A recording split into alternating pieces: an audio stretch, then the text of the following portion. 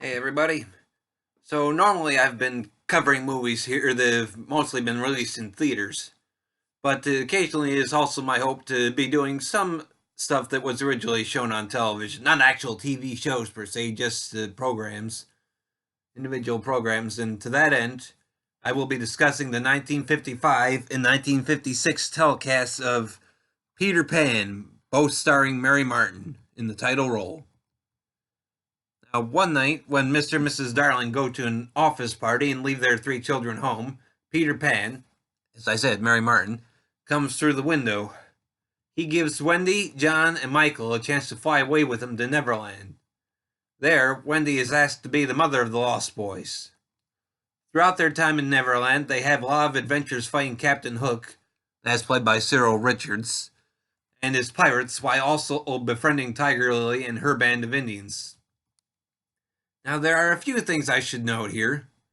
Anybody that is looking for these to be pristine and look like they were done yesterday, or at least something along those lines, really need not bother here. When these first aired, they were both done live. However, at that time, live programs really weren't being recorded, at least not in the same way that most live stuff is nowadays. So what we have left of these movies are kinescopes, which is essentially where they recorded from a camera that was aimed at a television monitor in the studio. And so the picture quality is already going to be much less than what it could have been. Also, according to the booklet that came with this disc release, both of these were filmed in color to kind of help sell color TV sets at the time, but there weren't really a huge number, but the kinescope process, at least in this case, only allowed for a black and white recording, apparently. But Mary Martin had starred in Peter Pan in a very successful run on Broadway. NBC tried to make plans to present the show on television as live production, using the sets and the cast of the stage show. When the first one aired on March 7th, 1955, it proved to be so popular, with nearly 65 million people tuning in, that they plan to do it again. And so on January 9th, 1956, the second show reached nearly 55 million people.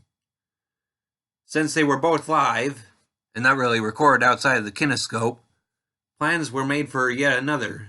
However, it took a few more years, and by the time that it did air in 1960, they had been able to record it on videotape, making it easier for them to air that version.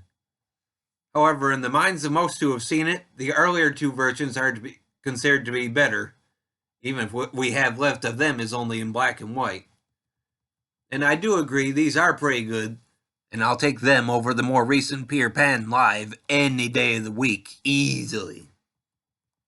But the main differences between these two are a couple of technical glitches that occurred during the live broadcast of the first one, where he had lights go off accidentally when the Peter's shadow had just been sewn back on, and some of the cast members, mainly Michael and John, a few of the Lost Boys, that were different between the two productions. But as I said, this was essentially a filmed Broadway show, so they aren't the most cinematic here. I mean, you can see the wires holding up Mary Martin and some of the other cast members when they fly. I still think both of these programs are still good fun, and I would easily recommend both of them.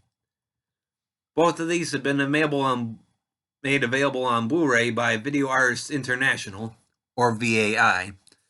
There was a DVD release as well from them, but as far as I can tell, it only contained the 1956 version, so only the Blu-ray has both. But the length of the 1955 version is 1 hour and 42 minutes, and the 56 version is slightly longer at 1 hour and 45 minutes. Anyways, that's all I have to say on these, so thanks for tuning in, everybody, and hope you keep coming back for more.